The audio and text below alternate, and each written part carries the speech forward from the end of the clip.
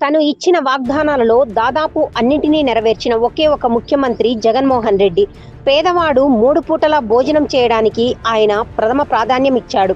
వారి ఇంటి ముంగిటకే తీసుకువెళ్లి రేషన్ అందించాడు. గ్రామ, వార్డు సచివాలయాలను ఏర్పాటు చేసి ప్రభుత్వాన్ని వారి ఇంటి పక్కన నిలిపాడు. వాలంటీర్లుగా లక్షల మందికి ఉద్యోగాలిచ్చాడు. వారి ద్వారా వృద్ధులు, వికలాంగులు, పేదలు, విధవలకు పెంచిన పెన్షన్లను ఇంటి వద్దకు తీసుకువెళ్లి అందజేశాడు. ఇలా చేసిన మొదటి ముఖ్యమంత్రి జగన్ కావడం మనందరి గర్వకారణం, అదృష్టం.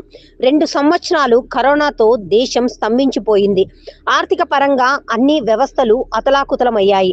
కానీ ఆంధ్ర రాష్ట్రంలో జగన్ నాయకత్వంలో ఏ పథకము ఆగలేదు.